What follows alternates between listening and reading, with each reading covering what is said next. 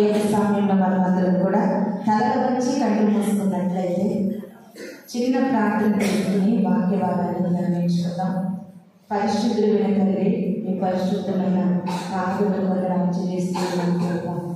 ఈ ప్రాముఖ్యమైన సమయంలో దేవా, దీన దాసురాలుగా మీ సన్నిధిలో నేను నిలబడి ఉంటుండగా నన్ను పూర్తిగా మీ సిలువ చాటున మలుపు చేస్తుంది దేవా.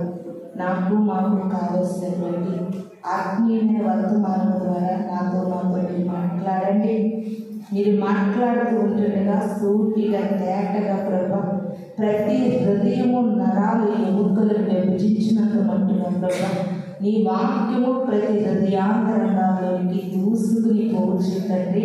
నీ శక్తిని, నీ ప్రేమను గుర్తెరిగి ప్రభా, నీ కొరకు నీ సాక్షులుగా మేమందరము బ్రతకడానికి మాకు సహాయం దయచేయమని, అటువంటి మాటల ద్వారా మమ్మల్ని బలపరిచి, ధైర్యపరిచి, తృప్తిపరిచి, వినగలిగే చెవులు, గ్రహించే హృదయాలు ప్రతి ఒక్కరికి దయచేసి ప్రభా, వాక్యానుసారంగా జీవించే జీవితాలు మనం దయచేయమని, ఆయా సమస్తాన్ని స్వాధీనపరచుకుని నడిపించమని త్వరగా రాబోతున్న యేసు పరిశుద్ధ నామములో అడిగి వేడుకుని ప్రార్థిస్తున్నాను తండ్రి, ఆమేన్. చక్కటి సమయం ఇచ్చినటువంటి దేవాది దేవునికి వందనాలు. కూడి వచ్చిన మీ అందరికీ కూడా నా వందనాలు చెల్లిస్తూ ఉన్నాను. ప్రియమైనటువంటి దేవుని సంగమా, ఈ రోజున ఒక ప్రత్యేకమైనటువంటి విశ్రాంతి దినముగా మనం జరుపుకుంటూ దేవుని మందిర ఆవరణంలో మనం సిద్ధపడి ఉన్నాం. అదేంటంటే, దేవాది దేవుడు మన పాపముల కొరకు, మన అపరాధముల కొరకు బలియాగం చేసినటువంటి దినము. ప్రియమైన దేవుని సంగమా, ఆయన మన కొరకు తన పరిశుద్ధమైన రక్తదానం చిందించి మన కొరకు అనేకమైన దెబ్బలు, బాధలు భరించి ఆయన మనకు ఒక మాటను తెలియజేసి ఉన్నారు. మీ యొక్క లోకములో నుండి మీ పోకడ వరకు, లేకపోతే ఆయన రాకడ వరకు కూడా మనం నిలిచి ఉంటే తప్పనిసరిగా ఆయన శరీరమును, ఆయన రక్తమును కూడా మనము జ్ఞాపకం చేసుకోవడానికి ఈ యొక్క బల్లారాధన కార్యక్రమము కంపల్సరీ జరగాలని ప్రభు సెలవించున్నారు. ఆయన మన కొరకు మరణించిన దేవుడు, మన కొరకు తిరిగి లేచిన దేవుడు. అటువంటి అన్ని తెలుసు మనకి. మనము నమ్ముకున్నటువంటి యేసుక్రీస్తు ప్రభుల వారు మంటలాదివారం వచ్చేసరికి ఆయన యెరూషలేము వీధులలో ఊరేగించారని మనకు తెలుసు. అదేవిధంగా గుడ్ ఫ్రైడే వచ్చినప్పుడు ఆయన సిలువ వేయబడ్డారని మనకు తెలుసు. అదేవిధంగా ఈస్టర్ ఆరాధనకు వచ్చేసరికి ఆయన తిరిగి లేపబడ్డారని మనకు తెలుసు. ఈ లోకంలో అత్యంత ప్రమాదకరమైన విషయం ఏదన్నా ఉందంటే, తెలిసి కూడా తెలియనట్టుగా జీవించడమే ప్రమాదకరం. ఏంటండి? తెలిసి కూడా తెలియదన్నట్లుగా బ్రతకడమే చాలా మనిషి జీవితానికి చాలా ప్రమాదం. ప్రియమైన తెలుసు, తెలియని వారికి తెలియక పడిపోయారంటే అది సమంజసం. కానీ అన్ని తెలుసు మనకి, అన్ని తెలుసు కూడా ఒకానొక సమయంలో ఒంటరిగా మనం కృంగిపోతూ ఉంటాం. అన్ని తెలుసుండి కూడా ఏమీ తెలియని వారిగా నిస్సహాయతలోకి వెళ్ళిపోతూ ఉంటాం. అన్ని తెలిసినప్పటికీ కూడా ఏదో తెలియనటువంటి లోన్లీగా మనం ఫీల్ అవుతూ ఉంటాం. మనకి ఎవరు సహాయం చేయలేనట్లుగా మనం బాధపడుతూ ఉంటాం. మనల్ని ఎవరు ఆదుకోలేనట్లుగా మనం బాధపడుతూ ఉంటాం. ప్రియమైన దేవుని సంగమా, ఇది నాని బల్ల ఆరాధన కార్యక్రమంలో ఆయన మన కొరకు తన శరీరాన్ని నలగగొట్టుకుని మన కొరకు ఒకటి తక్కువ 40 కొరడాలను తిని ఆయన శరీరాన్ని ఎంతగానో మన కొరకు నలగొట్టుకున్నటువంటి యేసు క్రీస్తు యొక్క కార్యక్రమం ఇది మనము పాల్గొబోతూ ఉన్నాం. చాలా మంది అనుకుంటూ ఉంటారు, బల్లారాధన కార్యక్రమము తలారా స్నానం చేసి సాధ్యమైనంత మట్టుకి ఒక వైట్ డ్రెస్ ఒకటి వేసుకుని దేవుని మందిరంలోకి వెళ్ళి ఆయన రొట్టెను, ఆయన ద్రాక్షరసాన్ని మనము స్వీకరిస్తే చాలు అనుకునేవారు క్రైస్తవులు చాలా మంది ఉన్నారు. ప్రియమైన దేవుని సంగమా, మీకు ఒకటి చెప్పలేండి, దేవుని యొక్క బల్లలో పాలు పొందేటప్పుడు చాలా మంది ఏం చేస్తారంటే, నేను పాపము చేసాను, నేను తప్పుని చేసాను కనుక ఈరోజు నేను బల్లలో పాల్గొలేనని ఆ టైంకి బయటికి వెళ్ళిపోయేవారు కూడా చాలా సంఘాల్లో ఉంటారు. కానీ దేవుని యొక్క బల్లలో, ఆయన బల్ల ఆరాధనలో పాల్గొనడం వల్ల, ఆయన శరీరాన్ని మనం భుజించడం వల్ల, ఆయన రక్తాన్ని మనం త్రాగటం వల్ల మన జీవితంలో చాలా మేలు ఉన్నాయి, బెనిఫిట్స్ ఉన్నాయి. ప్రియమైన తెలుసు అది ఏంటి అనేది మనకు అర్థమైన నాడు ప్రభు బల్ల ఆరాధన మనం మిస్ అవ్వండి, మనము మిస్ అవ్వం. ప్రియమైన తెలుసు ఎందుకంటే దేవాది దేవుడు ఏమని సెలవిస్తూ ఉన్నాడంటే, ఆయన మన కొరకు పొందిన దెబ్బల వలన మనకి స్వస్థత కలుగుతుందని దేవుడు సెలవిస్తూ ఉన్నాడండి. యెషయా గ్రంథము 53వ అధ్యాయము 5వ వచనాన్ని మనం చదువుకుందామండి. మన అతిక్రమ క్రియలను బట్టి అతడు గాయపరచబడిను, మన దోషములను బట్టి నలుగుబట్టబడిను, మన సమాధానార్థమైన శిక్ష అతని మీద పడెను, అతడు పొందిన దెబ్బల చేత మనకు స్వస్థత కలుగుచున్నది. హల్లెలూయా, హల్లెలూయా, హల్లెలూయా. ఎందుకు దెబ్బలు పొందినట్టుగా మనకి ఇక్కడ కనబడతా ఉంది? మన అతిక్రమ క్రియలను బట్టి, మన పాప క్రియలను బట్టి, మన మోస క్రియలను బట్టి, దేవునికి అయిష్టమైన మన జీవితంలో జరిగేటటువంటి కార్యకలాపాలను బట్టి దేవాది దేవుని ఒంటి మీద దెబ్బలు పడి ప్రియమైన దేవుని ఎంత ఆశ్చర్యకరమైనటువంటి మాట ఇది. ఎన్నోసార్లు చదివి ఉండొచ్చు, విని ఉండొచ్చు, కానీ ఈ మాట ప్రతి మనిషిని కూడా ఆశ్చర్యపరుస్తూ ఉంది. మన పాపముల కొరకు ఆయన దెబ్బలు తిని, మన అతిక్రమముల కొరకు ఆయన శరీరము నలుగుబట్టబడి, అన్ని మన కొరకు తను నష్టపరుచుకుని, తన గాయపరుచుకుని, మన కొరకు తన దెబ్బలు పొంది, మన కొరకు ఆయన గాయములు పొంది, తిరిగి మరలా మనకే బెనిఫిట్ ఇస్తూ ఉన్నారండి. ఎంత ఆశ్చర్యమండి! ఆ దెబ్బల చేత మనకి ఏం కలుగుతుందండి? స్వస్థత కలుగుతుంది. చాలాసార్లు ఎక్కడ ఎవరిని కలిసినా, ఎక్కడ ఎవరి మాటలు విన్నా, ఏం చేసినా ఎక్కడ విన్నప్పటికీ ప్రియమైన తెలుసామా, ఇప్పుడున్నటువంటి సమాజపు పరిస్థితులు ఎలా ఉన్నాయంటే, చిన్న బిడ్డలు మొదలుకొని పెద్దవారి వరకు కూడా ఎవరికి కూడా స్వస్థత లేదు. ఇంకా చెప్పాలంటే మనకంటే దారుణంగా పిల్లలు బలహీనమైపోతూ ఉన్నారు. స్వస్థత కొంచెమైనా ఎక్కడ కనబడట్లేదండి. కానీ వాక్యం ఏమని సెలవిస్తూ ఉందంటే, ఆయన పొందిన దెబ్బలలో మనకి ఏముందండి? స్వస్థత ఉంది.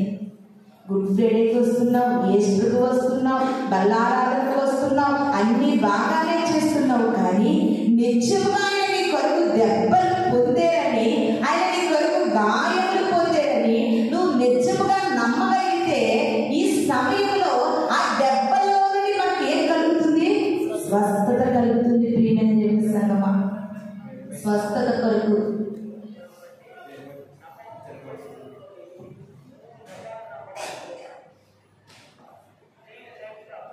అనేకమైన స్వస్థతల కొరకు, అనేకమైన శరీర రుగ్మతల కొరకు ప్రజలు పరుగులు తీస్తూ ఉన్నారండి. స్వస్థత కావాలి. ఇప్పుడు అది ఒకరికి అని చెప్పలేము, ప్రతి ఒక్కరికి స్వస్థత కావాలి. ప్రియమైన దేవుని సంగమ, ఆ స్వస్థత కొరకు ఎక్కడెక్కడో వెతుకులాడుతున్నాము, ఎక్కడెక్కడో ప్రయత్నాలు చేస్తూ ఉన్నాము. కానీ ఈ దినాన్ని వాక్యము సెలవిస్తూ ఉంది, ఆయన పొందిన దెబ్బల చేత మనకి ఏం కలుగుతుందండి?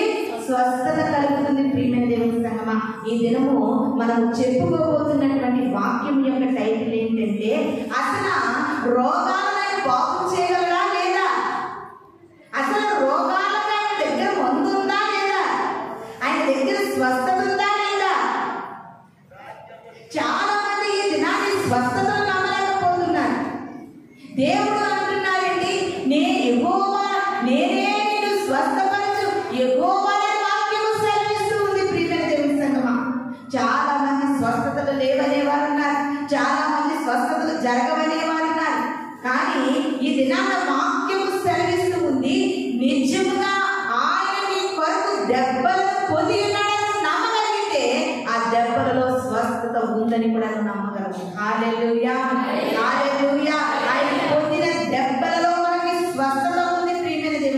సంగమా. ఇది నాకు కూడి వచ్చిన మన అందరం కూడా స్వస్థతలు ఉన్నాయని కంపల్సరిగా నమ్మాలండి. ఎందుకంటే బైబిల్ ఆధారంగా మనకు చూపిస్తూ ఉండేది, బైబిల్ ఆధారంగా మనకు చూపిస్తూ ఉంది. అందుకని యేసుక్రీస్తు ప్రభుల వారు ఈ యొక్క లోకంలోకి వచ్చి ఆ యొక్క మత్తయి సువార్త నుండి యోహాను సువార్త వరకు ఆయన సంచరించిన దినాలలో, ఆయన సువార్త ప్రకటించిన దినాలలో అనేక మంది రోగులను స్వస్థపరిచాడండి, అనేక మంది వ్యాధిగ్రస్తులను బాగు చేశాడు, అనేక మంది మంచముల మీద పడి ఉన్న వారిని లేవనెత్తాడు, అనేక మంది సమాధిలో ఉన్న వారిని బ్రతికించాడు. ప్రియమైన దేవుని సంగమా, నిజంగా స్వస్థతలు లేవనుకుంటే యేసుక్రీస్తు ఆ స్వస్థతలు చేసేవారే కాదు. ప్రియమైన దేవుని సంగమా, ఇలాగే ఆరాధన జరుగుతూ ఉంటుండగా విశ్రాంతి దినము రోజున 18 సంవత్సరముల నుండి నడుము వంగిపోయిన స్త్రీ దేవుని మందిరానికి వస్తే దేవాది దేవుడు ఆయన విశ్రాంతి దినము రోజున ఆ మందిరంలో ఆ 18 సంవత్సరముల నుండి ఆమె పట్టి పీడిస్తూ ఉన్నటువంటి ఆ నడుము వంగిపోయిన వ్యవధిని బాగు చేసిన దేవుడు. ప్రియమైన దేవుని సంగమా, ఒక మనిషిలో పాపము, శాపము, పాపపు క్రియలు, చెడు క్రియలు ఇవన్నీ పక్కన పెట్టండి ఒకసారి. అసలు ఒక మనిషిలో దేవుని పట్ల విశ్వాసం అనేది కొలువైపోతూ ఉంది, దేవుని పట్ల అపనమ్మకము పెరిగిపోతూ ఉంది, దేవుని పట్ల నమ్మకము తగ్గిపోవడం వల్ల మనుష్యులు ఆయన దెబ్బలలో నుండి స్వస్థతను కోరుకోలేకపోతున్నారు. ప్రియమైన దేవుని సంగమా, చాలా సార్లు మనం గమనిస్తే దేవాది దేవుడు అంటున్నారండి, కుమారి నీ విశ్వాసమే నేను స్వస్థపరుస్తుంది. నీలో విశ్వాసము, ఆవగించంత విశ్వాసము నీలో ఉంటే నీ జీవితంలో గొప్ప కార్యాలు పొందుకుంటాం. ప్రతి క్రైస్తవ జీవితాలు కూడా, ప్రతి క్రైస్తవులు కూడా నాకు అది కావాలి, ఇది కావాలి అని అడుగుటకు ముందుగా నాకు విశ్వాసము కావాలి ప్రభువా, నాలో అపనమ్మకం ఉండకూడదు తండ్రి, నాకు విశ్వాసం ఉండాలి, అది ఆవగించే విశ్వాసమేనా నాలో అభివృద్ధి చెందాలి ప్రభువా అని ప్రతి క్రైస్తవుడు కూడా ప్రార్థన చేయాలి. ప్రియమైన దేవుని సంగమా, రోగాలను బాగు చేసే దేవుడు. అందుకే దేవాది దేవుడు అంటా ఉన్నారు, ఆరోగ్యము గల వారికి వైద్యుడు అక్కర్లేదు, రోగులకే వైద్యుడు. ఆయన పరమ వైద్యుడు. ప్రియమైన దేవుని సంగమా, పరమ వైద్యుడు. పిలిస్తే వెంటనే నీకు సహాయం చేసే దేవుడు, నీకు స్వస్థపరిచే దేవుడు, నీకు సమీపంగా ఉండే దేవుని విడిచిపెట్టి ఎందెందో వెతుకులాడుతున్నావు, ఎక్కడెక్కడో ఏదో జరుగుతానని అపోహపడుతూ మనిషి నాన్న దేవునికి దూరం అయిపోతూ ఉన్నాడండి. ఎన్ని స్వస్థతలు చేశారండి యేసుక్రీస్తు ప్రభువు. ఆయన చేసినటువంటి స్వస్థతలు అన్నీ ఇన్ని కాదు. ప్రియమైన దేవుని సంగమా, ఆయన గొప్ప దేవుడే. ఆయన నీకు అన్ని విషయాల్లో ఎలాంటి సహాయం అనుగ్రహిస్తూ ఉన్నారో, అంతకంటే ముఖ్యముగా నీ వ్యాధి, బాధ, రోగములకు ఆయన స్వస్థత కలుగు చేసే దేవుడని నువ్వు మనస్సారా నమ్మగలిగితే, నువ్వు విశ్వసించగలిగితే, నీలో ఆవగించంత విశ్వాసము నీలో ఉండగలిగితే కంపల్సరిగా దేవుని యొక్క కార్యములు మన జీవితంలో మనము అనుభవిస్తాం. ప్రియమైన దేవుని సంగమా, మత్తయి సువార్త 4వ అధ్యాయము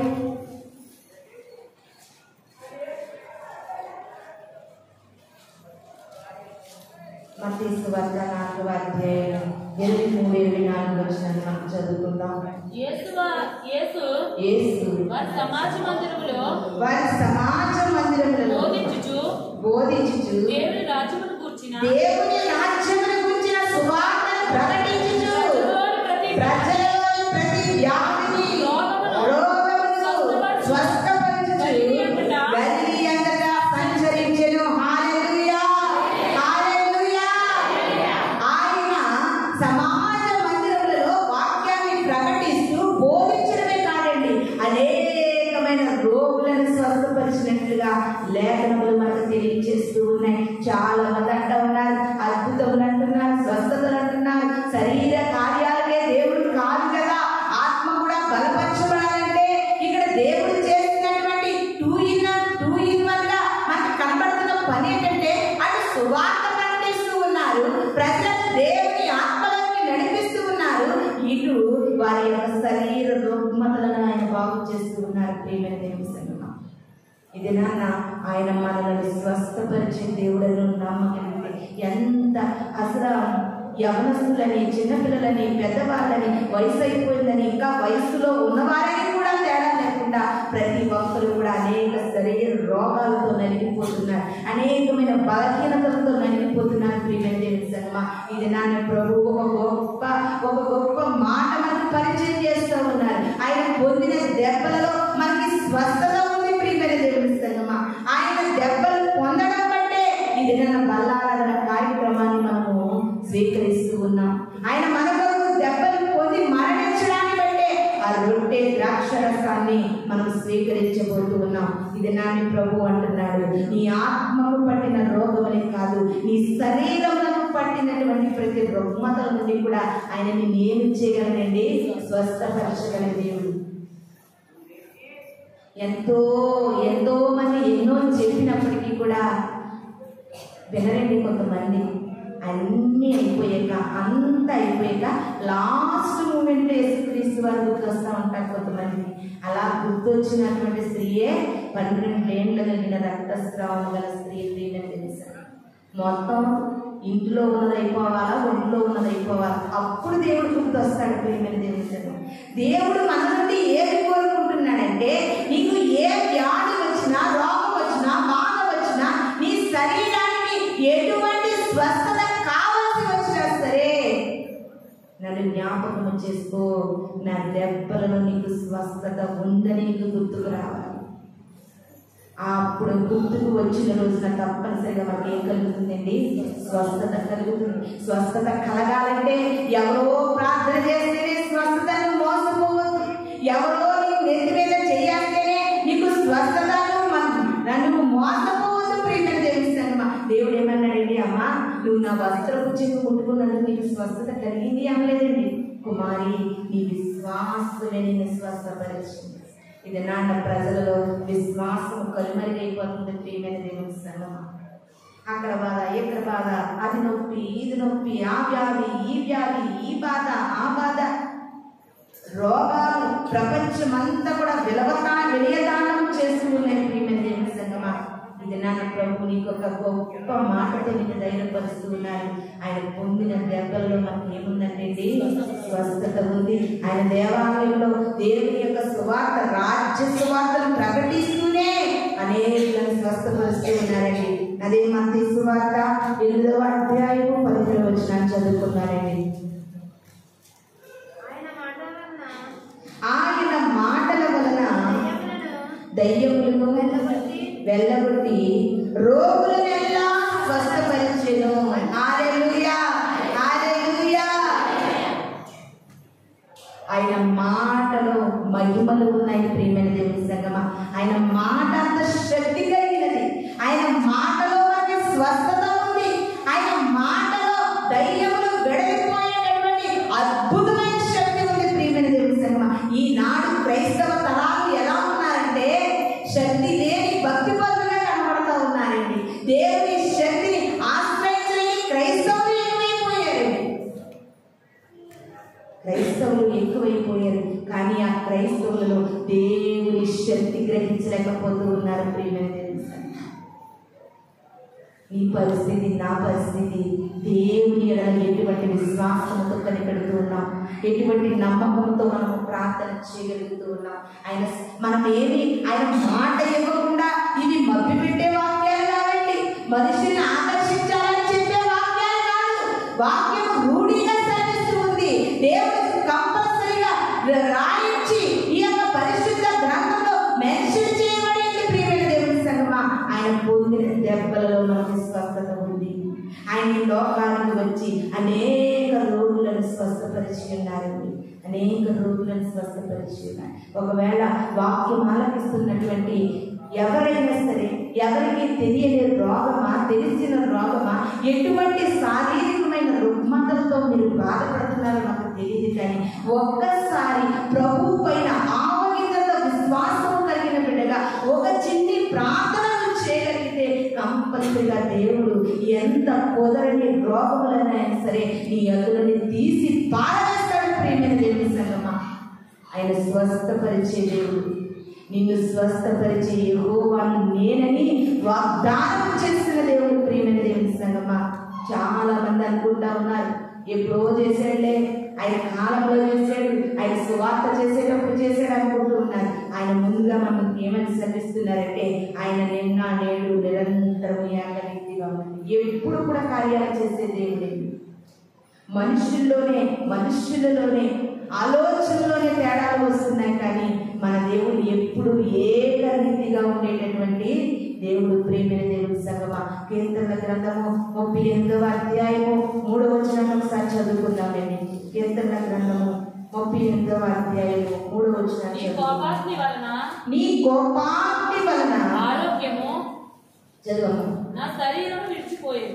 ఆరోగ్యము నా శరీరము విడిచిపోయేను. నా పాపమును బట్టి నా ఎముకలలో స్వస్థత లేదు. హల్లెలూయా, హల్లెలూయా. ఎందుకు రోగం మనలోకి ఎలా సంక్రమిస్తుంది? వ్యాధి మనలోకి ఎలా వస్తుంది? శరీర రుగ్మతలు మనలోకి ఎలా వ్యాపిస్తూ ఉన్నాయి అంటే కీర్తనకారులు అంటున్నారండి, నీ కోపాగ్ని వలన దేవుని యొక్క కోపాగ్ని వలన ఆరోగ్యము మనలను విడిచిపోతుందంట. ప్రియమైన దేవుని సంగమా, దేవుని యొక్క కోపాగ్ని మన మీద ఉంటే మనకి ఏముండదండి? ఆరోగ్యం ఉండదు. ప్రియమైన దేవుని సంగమా, అంతేకాదు ఇంకా ఇంకొక మాట కూడా సెలవిస్తూ ఉన్నాడు చూడండి, నా పాపమును బట్టి నా ఎముకలలో స్వస్థత లేదంటున్నాడు. ప్రియమైన దేవుని సంగమా, మనకి రోగము కలగడానికి, మనకు వ్యాధి బాధలు రావడానికి ఫస్ట్ ఆఫ్ ఆల్ దేవుడిని పైన కోపముగా ఉన్నాడు.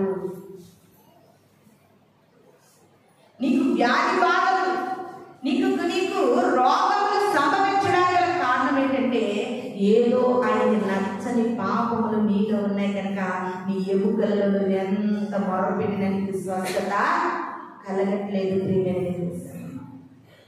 కొంతమంది ఒక్కొక్క ఇంటికి వెళ్తేనండి ప్రపంచ పరిస్థితులను బట్టి కూడా వస్తువులు కూడా తయారు చేయబడుతున్నాయి. ఇంత బాక్సులు ఉంటాయండి, అవి స్టెప్లా ఉండి సులువుల్లా ఉంటాయి. ఉదయం వేసుకునేవి కింద, మధ్యాహ్నం వేసుకునేవి పైన, మరలా అనంతరంగా వేసుకునే, అలాగా మాత్రలు పెట్టుకుని ఉంటారు. చాలా మంది యొక్క జీవితంలో మనం వినేటటువంటి మాటలు ఏంటంటే, మేము ఈ లోకంలో బ్రతకడానికి అన్నం తినడం కంటే ఎక్కువ మందులు మింగేస్తున్నాం అంటున్నారండి. ఈ మందులన్నీ మింగేస్తే మీకు కడుపు అంతా నిండిపోతుంది, ఇంకా అన్నం తినడానికి ఎక్కడ ఉంటుంది పమ్మలకి? ఎంత బాధాకరం. ఇది నాన్న ప్రభు అంటున్నారు, ఏనాటి నుండో రోగంతో కుమిలిపోయేమో, లేకపోతే ఏనాటి నుండో ఎవరికి చెప్పుకోలేనటువంటి శరీర రుగ్మతలతో బాధపడుతూ ఉన్నావేమో. ప్రియమైన దేవుని సంగమా, ఎవరికి చెప్పుకోలేని సిగ్గుకరమైన పరిస్థితుల్లో ఉన్నావేమో. దేవుడు అంటా ఉన్నారని ఒక్కసారి ఆయన మాట నీకు జ్ఞాపకము రావాలి. ఆయన అంటున్నారు, నేను స్వస్థపరుస్తానంటున్నారు. నా దెబ్బలు ఉన్నాయి, ఆ దెబ్బలలో నీకు స్వస్థతను దాచించానంటున్నాడు. ప్రియమైన దేవుని సంగమా, ఎంత గొప్ప దేవుడండి. ఇలాంటి దేవుడు ఈ లోకంలో ఎవరు లేరు. ఆయనను పోలిన వారి లోకంలో ఎవరు లేరు. ప్రియమైన దేవుని, ఆయన మనల్ని స్వస్థపరిచే. కానీ మనలోని వ్యాధి బాధలు ఎలా సంక్రమిస్తున్నాయో ఈ యొక్క దావీదు గారు 38వ అధ్యాయంలో అంటున్నారు, నీ పాపముల చేతే నీకు రోగాలు వస్తున్నాయి. దేవుడు కోపాగ్ని వల్లే నీకు రోగం వస్తుంది. దేవుడి కోపాగ్ని నీ మీద రగులుకోవడం వల్లే వ్యాధి బాధలు కలుగుతున్నాయి. ప్రియమైన దేవుని సంగమా, ఇది నా ఒకవేళ బలహీనతలో ఉన్న వారము ఆయన కోపాగ్ని నుండి మనం విడుదల పొంది ఆయన జాలిని పొందుకుందాం. ఇంకను మన పాపముల వల్ల మన ఎముకలకు స్వస్థత లేకపోతే ఆ పాపములు దేవుని సన్నిధిలో ఒప్పుకుని విడిచిపెట్టి సంపూర్ణమైన స్వస్థతను మనం పొందుకోవాలని ఇది నా వాక్యము మనతో మాట్లాడుతూ ఉంది. నిర్గమకాండము 23వ అధ్యాయము 25వ వచనం చదువుకుందామండి.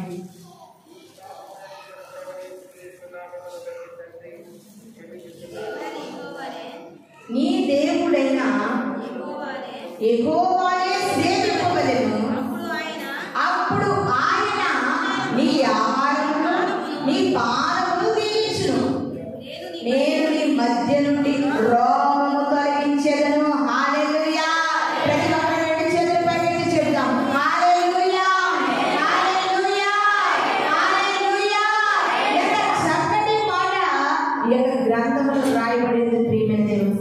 నీవు ఈ లోకంలో పాపాన్ని ఆశ్రయించకుండా దేవునికి అయిష్టమైన వాటి ప్రకారంగా నడుచుకోకుండా నీ దేవుని సేవించి బ్రతికితే ప్రియమైన దేవుని సంగమా, నీ యొక్క ఆహారము, మనము తినేటటువంటి మన ఆహారము, మనము త్రాగేటటువంటి పానము ఏమవుతుందంటే దీవించబడుతూ ఉంది, దీవించబడుతూ ఉంది.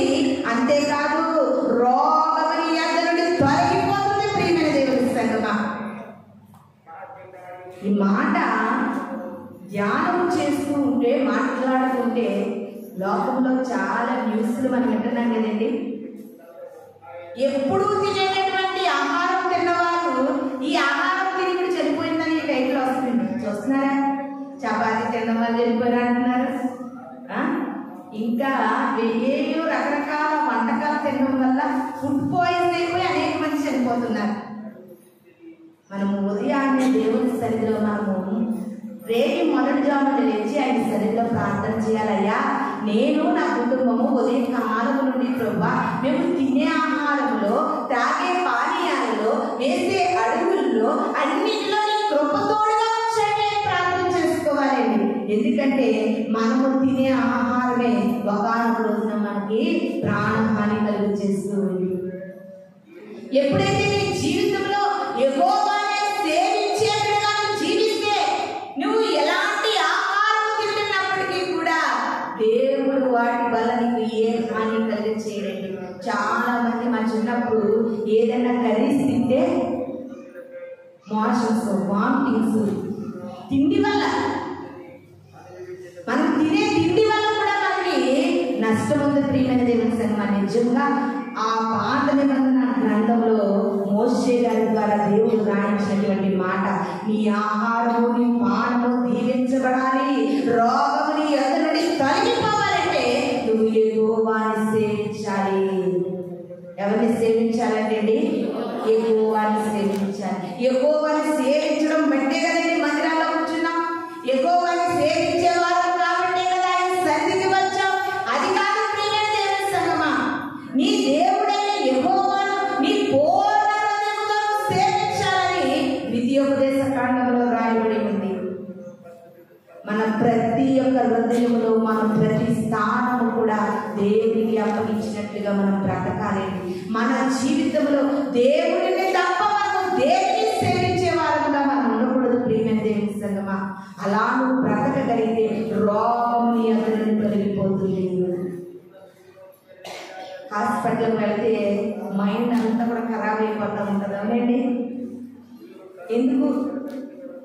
ఎప్పుడైనా ప్రయాణం చేస్తూ ఉంటే అంబులెన్స్ సౌండ్ విన్నామనుకోండి, లేకపోతే అంబులెన్సే మన పక్కన నుండి వెళ్తుంది అనుకో, లేకపోతే మనం అక్కడ నిలబెడితే అంబులెన్స్ వెళ్తుంది అనుకో, అది తెలియనటువంటి గాబరాగా అయిపోతుందండి. మనకు ఉండే అయిపోతుంది కదండి. ఆ అంబులెన్స్లో ఉన్న వాళ్ళు మరణాపాయ పరిస్థితుల్లో ఎంత కొట్టిమిట్లాడుతున్నారో, ఎంత చావు బ్రతుకుల మధ్య వారు నలిగిపోతున్నారో. నేను చాలాసార్లు చెప్తాను, నా చెవిలో కనుక అంబులెన్స్ సౌండ్ వినబడిందంటే నేను ఎక్కడ ఉన్నప్పటికీ కూడా ఆ క్షణంలో నేను కంపల్సరీ చిన్న ప్రార్థన చేస్తానండి. దేవా, నీ చిత్తమైతే ప్రభా ఆ అంబులెన్స్ లో ఉన్న వ్యక్తిని మీరు బ్రతికించని నీ సాక్షిగా వాడుకోండి. అంటే నా చిన్ని ప్రార్థన చేస్తాను. చిన్ని ప్రార్థనే గొప్ప కార్యాలు చేస్తుంది ప్రియమైన దేవుని సంగమా. ప్రార్థనలోనే గొప్ప శక్తి ఉంది. చిన్న ప్రార్థన పెద్ద ప్రార్థన అనేది కాదు. అక్కడ మనం ప్రార్థించేది ఎవరికంటే దేవాది దేవునికి. అందుకే వాక్యం అంటుంది, ప్రార్థన ఆలకించేవాడా సర్వ శరీరుని యొద్దకు వచ్చేదని వాక్యము సెలవిస్తూ ఉంది ప్రియమైన దేవుని సంగమా.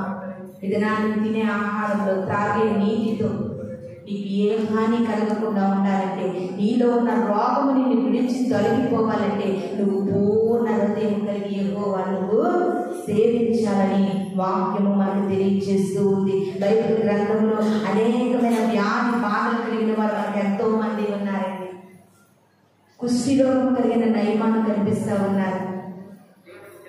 ఆయనకి ఎక్కడ ఏ వైద్యానికి ఎక్కడికి వెళ్ళారండి? దైవ సేవకుని ఎందుకు వచ్చినప్పుడు ఆయన యొక్క కుష్టి రోగము నయమైపోయింది ప్రియమైన దేవుని సంగమా. ఇంకా మరణకరమైన రోగము కలిగిన హిజ్కియా గారు కనబడతా ఉన్నారు. విడ్డూరం ఏంటంటే ప్రియమైన దేవుని సంగమా, డాక్టర్ల కాళ్ళైనా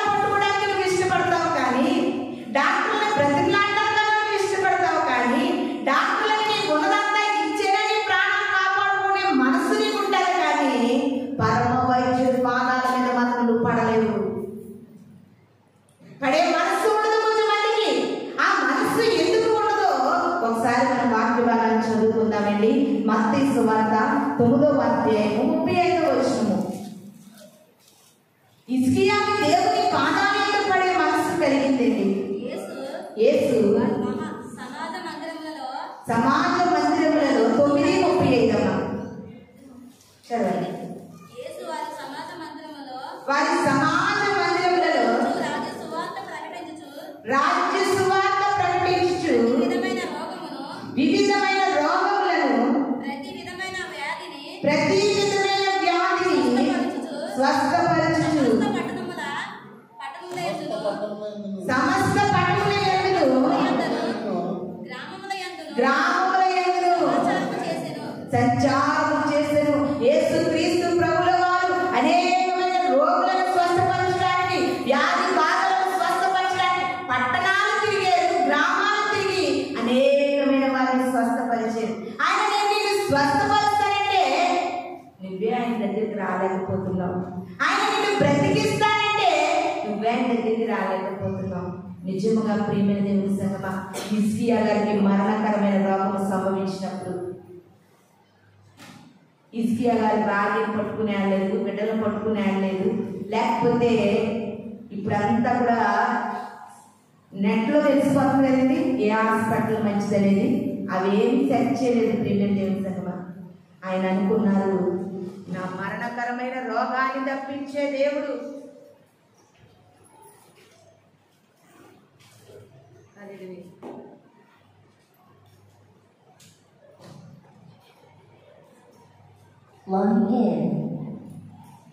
నా మరణకరమైన రోగాన్ని తప్పించే దేవుడు ఆయనే తప్ప, ఆయన పాదముల యొద్ద నాకు స్వస్థత ఉంది, ఆయన ఒక్కరే నన్ను మరణము నుండి తప్పించగలిగిన దేవుడని హిజ్కియా గారికి అర్థమైంది. ఇది నీకు అర్థమవుతుందా?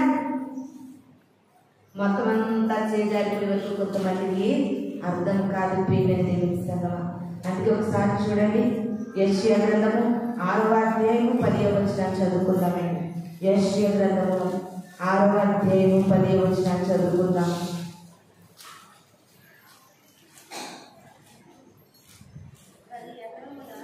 వారి కన్నులతో చూచి, చెవులతో విని, హృదయంతో గ్రహించి, మనస్సు మార్చుకుని స్వస్థత పొందకూడనట్లుగా ఈ జనుల హృదయం క్రొవ్విపోయింది. ప్రియమైన దేవుని సంగమా, ఎంత చెప్పినా హృదయానికి అర్థం కాదు, హృదయం క్రొవ్వింది.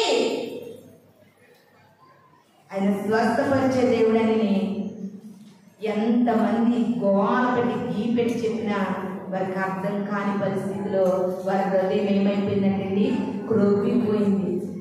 దేవుడే కనికరించాలి, దేవుడే మనల్ని స్వస్థపరచాలి.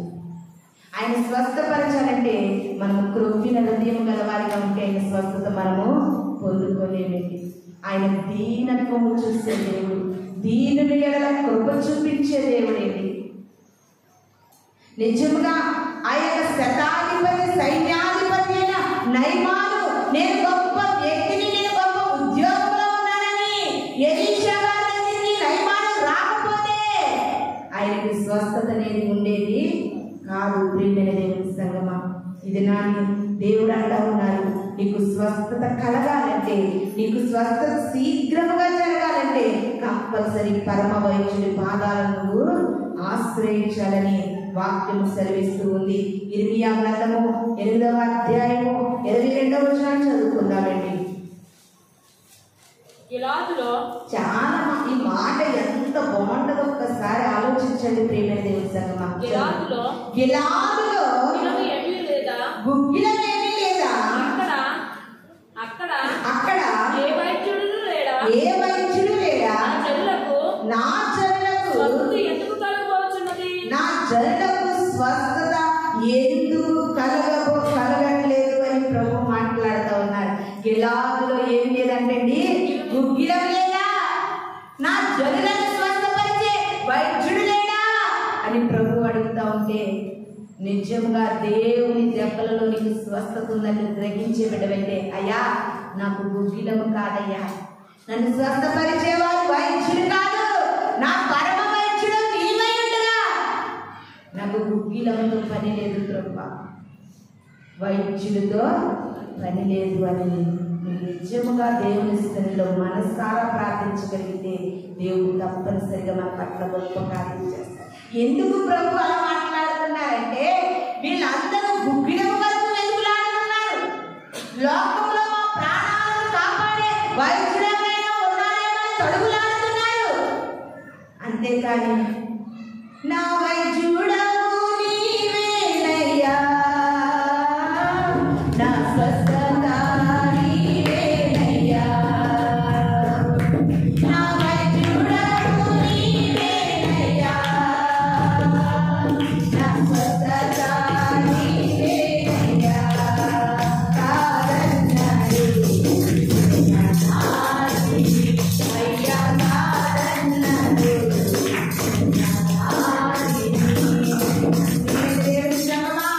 అడగండి దేవుని, అయ్యా నా వైద్యుడవు నీవు, నా స్వస్థత నీవు కాదంటే నేనేమైపోతాను ప్రభువా? నీ పాదములు నాకు దిక్కయ్యా, నా పరమ వైద్యుడవు నీవయ్యా.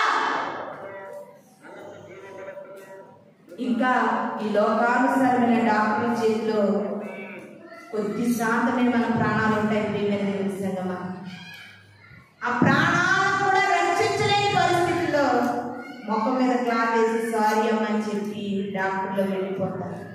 నీ పరమ వైద్యుడు అలా వెళ్ళిపోయే దేవుడు కాదు, నిన్ను దాటిపోయే దేవుడు కాదండి, నిన్ను విడిచిపెట్టే దేవుడు కాదండి. ఆయన పాదాలు పట్టుకుని నీవే నా దిక్కయ్యా, నీవే నా దేవుడవయ్యా, నా స్వస్థత నీవయ్యా, నా వైద్యుడవు నీవయ్యా అని ప్రాణాత్మ దేహ శరీరములతో ఆయనకు లోబరైన పాదముల మీద పడినప్పుడు కంపల్సరిగా స్వస్థత నీకు శీఘ్రముగా కలుగుతుంది. దేవుని సంగమా, హల్లెలూయా, హల్లెలూయా, హల్లెలూయా. లాస్ట్గా ఒక మాట చూసుకుని మనం ముగించుకుందాం. పేతురు గారు రాసినటువంటి పత్రిక, మొదటి పత్రిక,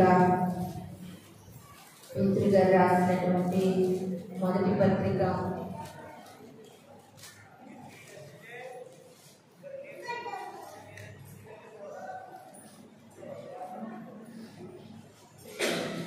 2వ అధ్యాయము 24వ వచనం చదువుకుందామండి. మనము పాపముల విషయమై చనిపోయి నీతి విషయమై జీవించినట్లు ఆయన తానే తన శరీరమందు మన పాపములను రాళ్ళ మీద మోసుకునెను. ఆయన పొందిన గాయముల చేత మీరు స్వస్థత పొందితిరి. హల్లెలూయా, హల్లెలూయా.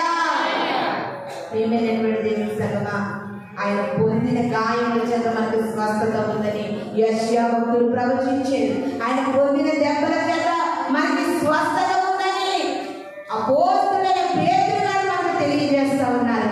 ఆయన అంటే మన రోగములను, మన బాధలను, మన వ్యాధులను ఆయన సిలువ మ్రానుపై మోసాడంటే. ప్రియమైన దేవుని సంగమా, ఎంత కడుపు పుట్టిన బిడ్డ ఎంత రోగంతో కూలిపోయినా కన్న తల్లి మొయ్యలేదు, పెంచే తండ్రి కూడా మొయ్యలేడు. ప్రియమైన మన వ్యాధి బాధలను ఆయన సిలువ మ్రానుపై మోసారని అపోస్తలుడైన పేతురు గారు సెలవిస్తున్నారు. చాలా మంది ప్రియమైన దేవుని సంగమా, రోగాలను బట్టి, వ్యాధులను బట్టి, శారీరకమైన రుగ్మతలను బట్టి, దీర్ఘకాలిక వ్యాధులను బట్టి ఈ దినాన్ని అనేక మంది క్రైస్తవ బిడ్డలతో సహా అందరూ కృంగిపోయి కుమిలిపోతూ ఉన్నారు. ప్రియమైన దేవుని సంగమా, దేవుని వాక్యము సెలవిస్తూ ఉంది. ఈ దినాన్ని వాక్యము నీ కొరకే దేవుడు మాట్లాడి ఉన్నారు. నువ్వు కృంగిపోయే పని లేదు, నువ్వు వేదన పడవలసిన అవసరం లేదు. నీవు దేవుని మందిరంలో, దేవుని సన్నిధిలో నా వైద్యుడవు నీవు, నా స్వస్థత నీవని నీవు దేవుని పాదములపై పడితే చాలండి, మనకు స్వస్థత శీఘ్రంగా కలుగుతుంది. ఇంకా ప్రపంచంలో కొన్ని రోగాలకి మెడిసిన్ కూడా కలుపుకోలేదు. ప్రియమైన దేవుని సంగమా, ఆయన పరమ వైద్యుడు, ఆయన దగ్గర తగ్గలేని మందు లేదు. ప్రియమైన దేవుని సంగమా, నీ వాక్యమే ఔషధమై గాయములు కట్టెను, నీ మాటే మధురం యేసయ్యా,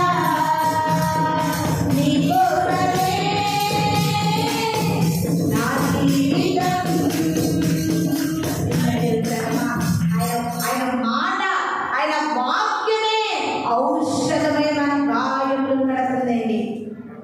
యోగు గారు అంటున్నారు, గాయములు కట్టేవాడు, గాయములు మార్పేవాడు మనం నమ్ముకున్నటువంటి దేవుడు. ఎక్కడైనా సరే ఎన్ని చరిత్ర గ్రంథాలను చదివినప్పటికీ కూడా, ఎన్ని పురాణాలు, ఎన్ని ఇంకా చాలా రామాయణాలు ఉన్నాయి, ఎన్నో ఉన్నాయి, భగవద్గీత ఉంది, చాలా ఉన్నాయి. ఎక్కడ కూడా తన ప్రజల వరకు తన దెబ్బలు పొందిన వారి లోకంలో ఎవరు లేరు. ఆ దెబ్బలలో స్వస్థత ఇస్తానని మాట్లాడి పలికిన వారు ఈ ప్రపంచంలో దేవుడిగా పిలువబడుతున్న వారు ఒక్కరు కూడా లేరు. ప్రియమైన దేవుని సంగమా, మనం ఎంత ధన్యులమో, మనం ఎంత ధన్యులమండి. చాలా మంది ఈ వాక్యాన్ని నమ్మలేకపోతున్నారు, ఈ స్వస్థతని నమ్మలేకపోతున్నారు. దేవుని వాక్యము సత్యము నిత్యమైనది. ప్రియమైన దేవుని సంగమా, ఇక నుండి మనం ఆయన పొందిన దెబ్బల్లో మనకి ఏముందండి? స్వస్థత ఉంది. దెబ్బలలోనే స్వస్థత ఉంటే ఆయన శరీరానికి గుర్తుగా ఈ రోజున నువ్వు రొట్టెని తీసుకోబోతున్నావు. ఆయన రక్తములలో మనకి స్వస్థత ఉంది. ఆయన కాల్చిన రక్తదారంలో ఏముందండి? ఆ స్వస్థత ఉందనే సిలువ మీద, సిలువ మ్రానుపై ఆఖరి క్షణంలో వేలాడుతూ మన పరలోకపు తండ్రి నిరూపించాడు. ప్రియమైన దేవుని సంగమా, దేవాది దేవుని యొక్క ప్రాణము పోయిందా లేదా అని ఒక సైనికుడు వచ్చి బ్రతికి ఉన్నాడా చనిపోయాడా అని బల్లెముతో ఇలా ప్రక్కలో పొడవగానే రక్తపు బొట్టు ఒక్కటి కూడా లేకుండా నీరు చింది ఆ సైనికుడికి కన్ను, గుడ్డి కన్ను. ప్రియమైన దేవుని సంగమా, ఆ నీటి బొట్టు కన్ను మీద పడగానే వెంటనే సైనికుడికి ఏం కలిగిందండి? చూపు పొందుకున్నాడండి. ఒక్క రక్త బొట్టు కూడా లేకుండా నీ కొరకు అంతగా దార పోసి, నీ కొరకు అంతగా చిందించిన దేవుడు అంటే నీకు ఎంత హేళనకరంగా ఉంది, ఎంత వెకిలిగా ఉంది నీ పని. చాలా మంది ప్రభు బల్లారాన్ని చాలా తేలికగా తీసుకుంటున్నారు, చాలా తేలికగా ఆచరిస్తూ ఉన్నారు. ఇది ఒక పిండి ద్వారా తయారు చేసిన రొట్టె అనుకుంటే ఏనాడు కూడా నువ్వు స్వస్థత పొందుకోలేవు. ఆ రొట్టెను కలపడానికి, ఆ ముద్దగా చేయడానికి మనము ఎంతగా దాన్ని ఎంత గట్టిగా కలిపి కలిపి నొక్కి నొక్కి నొక్కి నలగగొడితే అది ముద్ద అవుతుంది. నీ కొరకు నా కొరకు కూడా దేవాది దేవుని యొక్క శరీరం అంతగా నలగగొట్టబడింది. ఆయన నలగగొట్టబడింది ఎందుకో తెలుసా? ఆయన నలగగొట్టబడింది ఎందుకో తెలుసా? ఆయన నలగగొట్టబడి మనకి స్వస్థత కలిగించడానికి. ప్రియమైన దేవుని సంగమా, దేవుని యొక్క రొట్టె ద్రాక్షరసాన్ని ఏ ఒక్కరు తేలికగా అంచనా వేస్తూ ఆ యొక్క శరీరాన్ని, ఆ యొక్క రక్తాన్ని మనము చేయి వేయకూడదు. ప్రియమైన దేవుని సంగమా, నిజముగా ఆ యొక్క శరీరాన్ని, రక్తాన్ని ఆయన వచ్చి పర్యాంతము మనల్ని ఎందుకు దాన్ని ఆచరించాలని ప్రభు సెలవిస్తూ ఉన్నారండి. అది ఆయన శరీరం అని నువ్వు తలంచుకోవాలి, ఆయన రక్తం అని నువ్వు గ్రహించాలి. ప్రియమైనది, అది ఒక పిండి ముద్ద, అది ఒక రొట్టె ముక్క అనుకోదు నువ్వు. ఎప్పుడైతే నీ ఆత్మీయాలు తెరవబడతాయో, నలగగొట్టబడిన శరీరంలో, నలగగొట్టబడినటువంటి దేవుని యొక్క శరీరంలో ఒక ముక్క నీ నోటిలోకి వెళుతుందో నువ్వు నమ్మగలిగితే స్వస్థత శీఘ్రంగా నీకు అనుగ్రహించబడుతుంది. ప్రభు వాళ్ళ ఆరాధనలో పాల్గొపోతున్న మనం అందరం కూడా, అయ్యా నేనైతే అలాగే ప్రార్థన చేసుకుంటాను. అయ్యా బలహీనమైన శరీరాన్ని, నీ శరీరము నా శరీరాన్ని తాకగానే, నా నోటికి తాకగానే బలవంతురాలిగా నీ కొరకు వాడుకొని ప్రభువాన్ని ప్రార్థన చేస్తారు. సర్వము దారం పోసింది, అది రొట్టె ద్రాక్షరసం అని ఎంచి తీసుకుంటామని కాదు. ప్రియమైన దేవుని ఆయన రక్తము, ఆయన శరీరం అని గ్రహిస్తావనే దేవుడు మనతో మాట్లాడుతూ ఉన్నా. ఇది నాని అనేకమైన వారం దేవుని మందిరానికి వచ్చిన మనం అందరం కూడా ఆయన నుండి గొప్ప స్వస్థతను పొందుకుని